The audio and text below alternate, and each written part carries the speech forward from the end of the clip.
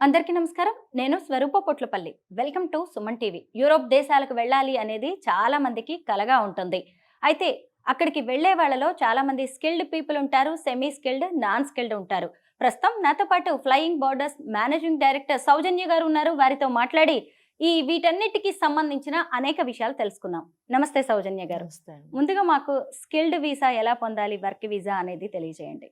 Skilled విషయానికొచ్చేసరికి like IT sector, MBA complete చేసిన వాళ్ళు, admin related, production, logistics, pharma related. ఫార్మాలో కూడా అన్ని కేటగిరీస్ కాదండి, బట్ కొన్ని కేటగిరీస్ స్కిల్డ్ కింద వస్తాయి.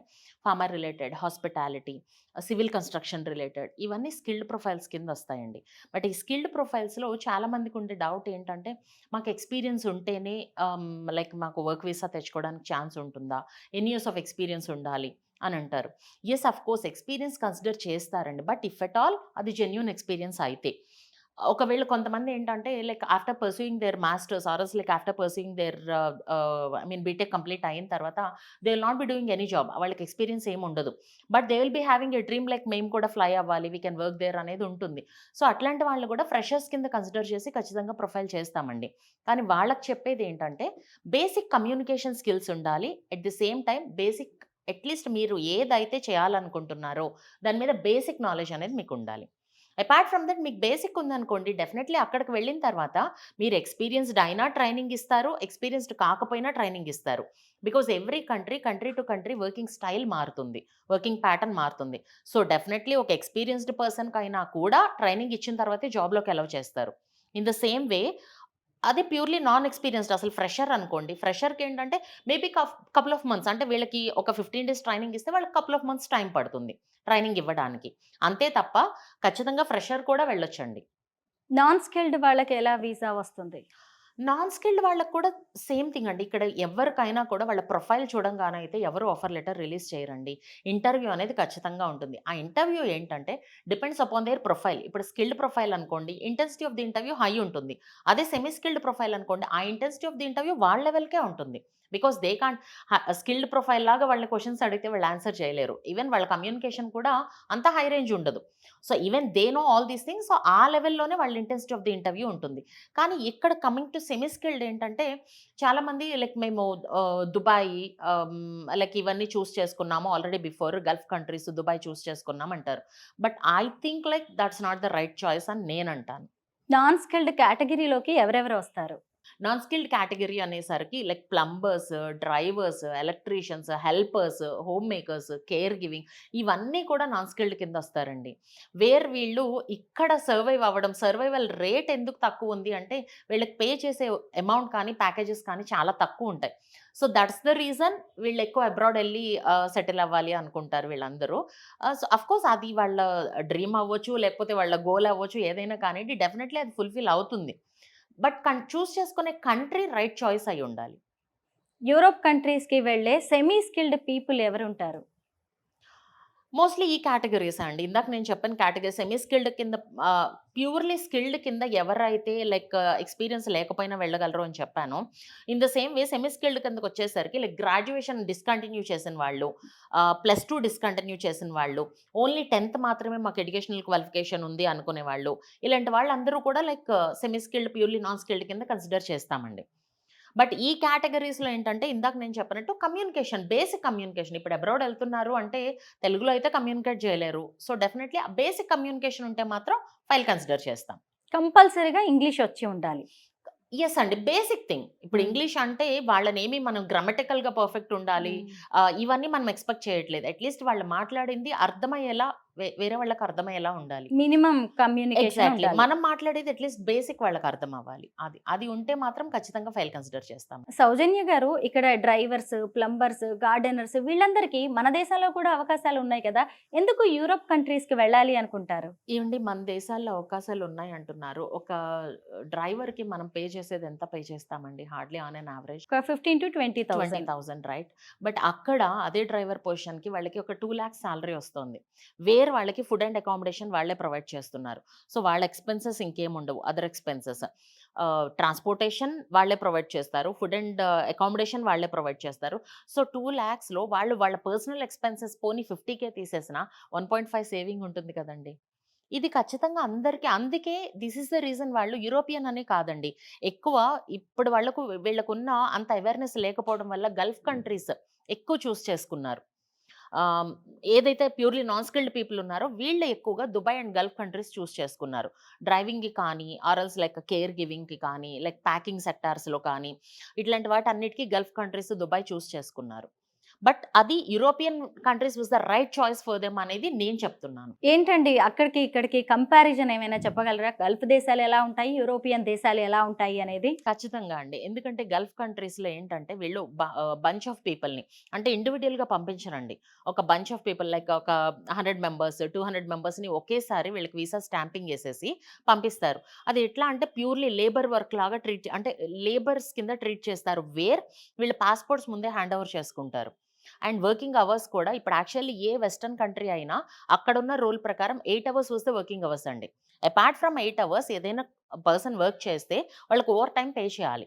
But when it comes to Gulf countries వీళ్ళకి అసలు ఆ ఛాన్స్ ఇవ్వరండి. అంటే వీళ్ళకి 8 అవర్సే వర్కింగ్ అవర్స్ అనేది కూడా వీళ్ళకి తెలీదు. Because most of the people are not aware like అసలు వాళ్ళు ఎప్పుడు ఫ్లై చేసింది లేదు. ఇదే ఫస్ట్ టైం వాళ్ళు ఫ్లై చేయడం ఇవన్నీ వాళ్ళకేం తెలీదు. సో వాళ్ళకి 12 అవర్స్, 11 అవర్స్, 10 అవర్స్ వర్క్ ఇచ్చి కూడా వాళ్ళకి పేమెంట్ 8 అవర్స్‌కి ఇచ్చే పేమెంటే పే చేస్తారు. And apart from that passport వీళ్ళ హ్యాండ్ ఓవర్‌లో ఉండదు. వాళ్ళు హ్యాండ్ ఓవర్ చేసుకుంటారు. మళ్ళీ వీళ్ళు రిటర్న్ రావాలంటే అన్‌లెస్ అండ్ అంటిల్ వాళ్ళు పాస్‌పోర్ట్ ఇస్తే తప్ప వీళ్ళకి రిటర్న్ రావడానికి ఛాన్స్ ఉండదు. సో ఇలాంటి చాలా ప్రాబ్లమ్స్ అండ్ సెటిల్‌మెంట్. పీఆర్స్ రావండి. గల్ఫ్ కంట్రీస్‌లో పీఆర్ అనేది రాదు. వాళ్ళు ఎన్ని ఇయర్స్ అయినా సరే వర్క్ చేసుకొని వచ్చేయాల్సిందే తప్ప సెటిల్‌మెంట్ అనేది ఉండదు ఆ కంట్రీస్‌కి. But when it comes to European countries వీళ్ళకి పాస్‌పోర్ట్స్ ఎవ్వరు హ్యాండ్ ఓవర్ చేసుకోరు. వీళ్ళ డాక్యుమెంట్స్ ఏ మేజర్ డాక్యుమెంట్ అయినా వీళ్ళ దగ్గరే ఉంటుంది. అండ్ 8 అవర్స్ మాత్రమే working hours. Apart from 8 hours వాళ్ళు 1 అవర్ వర్క్ చేసినా దానికి ఓటీ పే చేస్తారు. అండ్ అపార్ట్ ఫ్రమ్ దట్ వీళ్ళకి సెటిల్‌మెంట్. ఇందాక నేను చెప్పినట్టు అక్కడ సెటిల్‌మెంట్ అనేది అసలు ఇంపాసిబుల్. బట్ ఇక్కడ సెటిల్‌మెంట్ ఉంటుంది. అంటే 2+2 ఇయర్స్ వీళ్ళకి ఏదైతే వర్క్ వీసా ప్రొవైడ్ చేస్తున్నామో ఈ 2+2 ఇయర్స్ తర్వాత వాళ్ళ ఫైల్ పీఆర్‌కి ఎలిజిబుల్. పీఆర్‌కి అప్లై చేస్తాం. పీఆర్‌కి అప్లై చేయటంతో పాటు వీళ్ళకి వర్క్ వీసా వచ్చినప్పుడే డిపెండెంట్స్ కూడా అలౌడ్ అండి. గల్ఫ్ కంట్రీస్‌లో అసలు డిపెండెంట్ అనే కాన్సెప్టే లేదు. అసలు డిపెండెంట్స్‌ని తీసుకెళ్ళే ఛాన్సే లేదు. వాళ్ళు ఓన్లీ సింగిల్‌గా వెళ్ళాలి. వాళ్ళు వర్క్ చేయాలి. అండ్ ఎన్ని ఇయర్స్ వర్క్ చేసినా వర్క్ చేసి వచ్చేయాలి.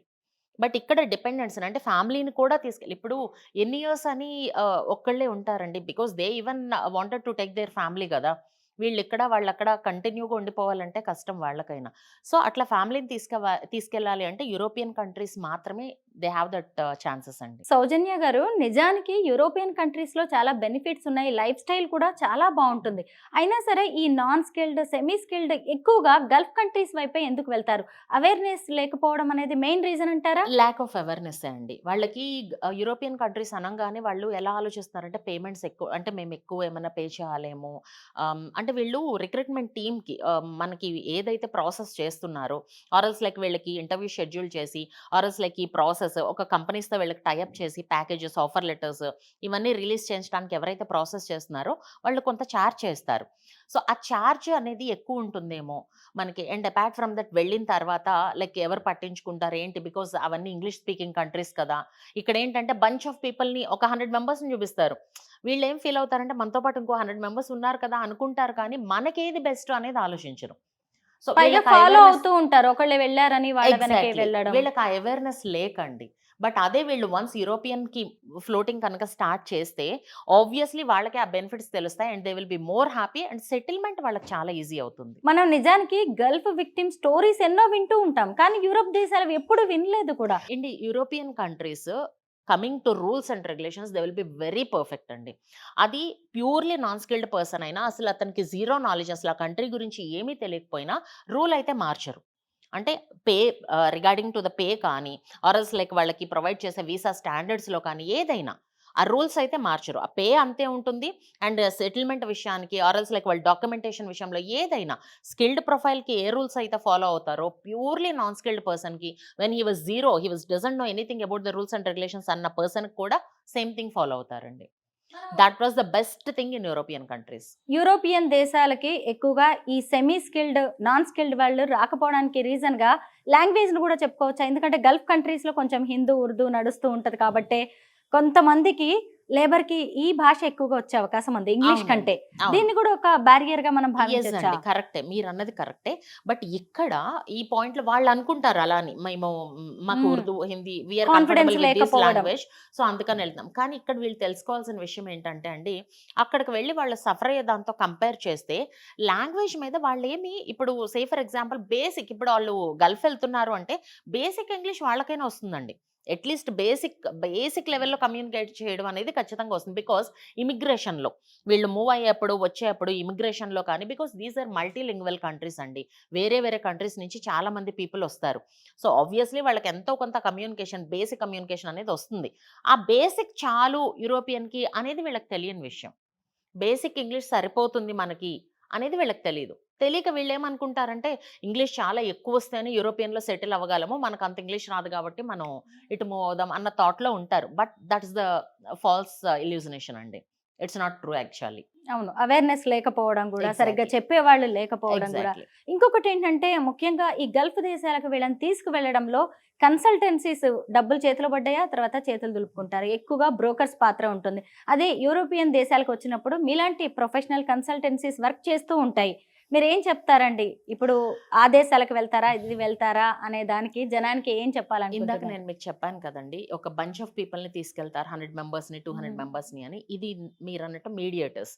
ఈ మీడియేటర్స్ పీపుల్‌ని గ్రాబ్ చేస్తూ ఉంటారు. అంటే వాళ్ళెళ్లారు, వాళ్ళకెంతొస్తుంది, మీరు కూడా రండి. సో, ఇట్లా గ్రాబ్ చేసి బంచ్ ఆఫ్ పీపుల్‌ని తీసుకెళ్తారు. But when it comes to European countries అట్లా బంచ్‌లా పంపించడానికి ఆపర్చునిటీస్ కూడా ఉండవండి. ఎట్ ఎ టైమ్ అదే ప్లేస్‌లో, అదే ఫీల్డ్‌లో బంచ్ ఆఫ్ పీపుల్ అంటే 100, 200 మెంబర్స్‌ని ఇంకా ఒక్క చోటే అసలు వేకెన్సీస్ ఉండవు, ఇవ్వలేము కూడా, ప్రొవైడ్ చేయలేము కూడా. మేము ఒక ప్రొఫైల్ తీసుకున్నాము అంటే ఫస్ట్ దాన్ని ఎక్కడ ప్లేస్ చేయగలమని ముందే చూసుకుంటాం. చూసుకొని అది నిజంగా వాళ్ళకి ఆ వేకెన్సీ అక్కడుంది అనుకుంటే వాళ్ళని పిలిపించి, సో, ఈ కంట్రీకి మీకు ప్రాసెస్ ఇలా చేస్తాము. దీనికి ఈ మాత్రం ఉంటుంది. దీనికి ఇట్లా మీరు కమ్యూనికేషన్ బేసిక్ ఉంటే సరిపోతుంది. దీనికి ఒక ఇంటర్వ్యూ అనేది ఉంటుంది. అది మీరు ఇలా అటెండ్ అవ్వాలి. దానికి ట్రైనింగ్ కూడా ఇస్తాం వాళ్ళకి. ఇచ్చే పంపిస్తాం. సో, అది వాళ్ళకి తెలియని విషయం ఏంటంటే వీళ్ళందరూ ఏదో చెప్పంగానే వాళ్ళెళ్లారు కాబట్టి మనం గూడా వెళ్ళిపోదాం అని వెళ్తున్నారు కానీ but that is not exactly the point. వాళ్ళకసలు అక్కడ ఏం జరుగుతుందనేది వీళ్ళకి తెలీదు అసల. అంటే జనంలో కొంత ఒక అభిప్రాయం కూడా ఉన్నట్టుంది. యూరోపియన్ దేశాలంటే కొంత క్లాస్‌గా ఉంటాయి. బాగా చదువుకున్న వాళ్ళకి, ఐటీ వాళ్ళకి, ఇలా ప్రొఫెషనల్స్‌కి మాత్రమే అనేది కూడా ఉన్నట్టుంది. అది ఉందండి. పోగొడితే ఉంది. చాలేమో. వాళ్ళకి మెయిన్‌గా అదే ఇందాక మీరన్నట్టు లాంగ్వేజ్ బారియర్ మెయిన్‌గా కనిపిస్తదండి వాళ్ళకి. యూరోపియన్ అనంగానే ఇంగ్లీషే. ఇంగ్లీష్‌లోనే మాట్లాడతారు. మాకంత బాగా రాదు. అంత ఫ్లూయెంట్ కాదు మేమందులో. సో, మేము సర్వైవ్ అవ్వలేమేమో అని వాళ్ళకి వాళ్ళే డిసైడ్ చేసేసుకుంటారు. నేను అదే కన్వే చేస్తున్నానండి. I'm trying to convey the same thing. So, basic అనేది ఖచ్చితంగా వస్తదండి. వాళ్ళకి గల్ఫ్ వెళ్తున్నారు. ఆల్‌ఎల్స్ లైక్ వెళ్లి వచ్చారు కొంతమంది.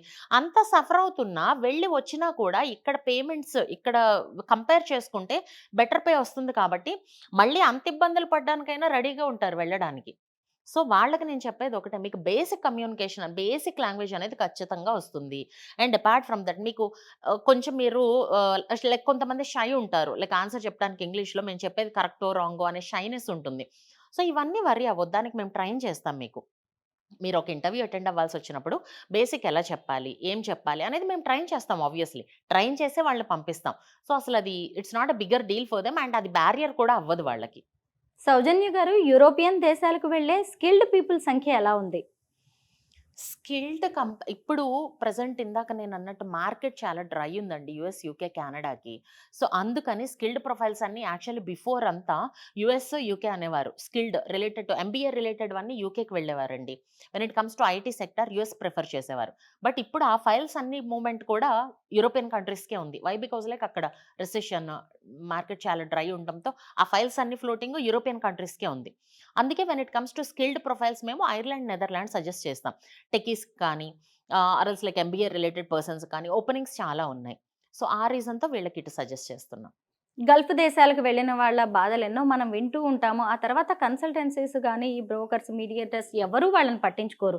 అదే యూరోప్ దేశాలకు వెళ్ళే వాళ్ళకి మీరు ఎలాంటి సహకారం అందిస్తారు? అక్కడికెళ్ళాక ఏదైనా ఇబ్బందులుంటే కూడా మీరు సపోర్ట్ చేస్తూ ఉంటారా? అండ్ అసలు ప్రాబ్లమ్ అనేది రాదండి ఫస్ట్ థింగ్ వాళ్ళకి. ఎందుకంటే వాళ్ళు వెళ్ళే ముందే ఎవ్రీ డాక్యుమెంట్ పర్ఫెక్ట్ అండ్ క్లియర్‌గా ఉంటుంది.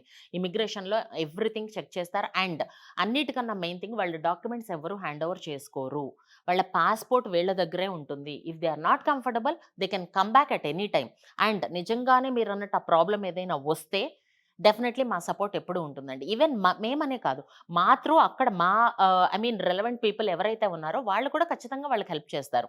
బట్ ఆ సినారియో అయితే ఇప్పటి వరకు మేము ఫేస్ చేయలేదు. Because they will B particular with all the things. వాళ్ళ అకామిడేషన్ విషయానికొచ్చినా, లేకపోతే వాళ్ళ ఫుడ్ అండ్ అకామిడేషన్ విషయానికొచ్చినా, ట్రాన్స్‌పోర్టేషన్ విషయానికొచ్చినా, వాళ్ళ డాక్యుమెంట్స్ విషయానికొచ్చినా ఎవ్రీథింగ్ చాలా పర్ఫెక్ట్‌గానే తీసుకెళ్ళి ప్లేస్ చేస్తామండి. అబ్రాడ్ వెళ్ళాలని మీకు చాలా కోరిక ఉండొచ్చు, మీ కల కావచ్చు. కానీ ఎవరి ద్వారా ఎలా వెళ్తున్నారు అనేది కూడా మీకు ఒక మంచి ఐడియా ఉండాల్సిందే. ఖచ్చితంగా సౌజన్య గారు లాంటి వారు ప్రొఫెషనల్స్ ఉన్నారు. యూరోప్ దేశాల్లో కూడా చాలా మంచి అవకాశాలు ఉన్నాయి. ఇలా ప్రొఫెషనల్ కన్సల్టెన్సీ ద్వారా వెళ్లారు అంటే కూడా అక్కడ మీకు ఏదైనా ఇబ్బందులు వచ్చినా గానీ, రేపు ఫ్యూచర్‌లో ఎలాంటి హెల్ప్ కావాలన్నా కూడా వీళ్ళు రెడీగా ఉంటారు. సో, ఇలాంటి ప్రొఫెషనల్ కన్సల్టెన్సీస్ ద్వారా యూరోప్ దేశాలకు వెళ్ళి అక్కడ మంచిగా లైఫ్‌లో సెట్ అవ్వడానికి ట్రై చేయండి. Thank you so much Soujanya thank గారు. యూ అండి.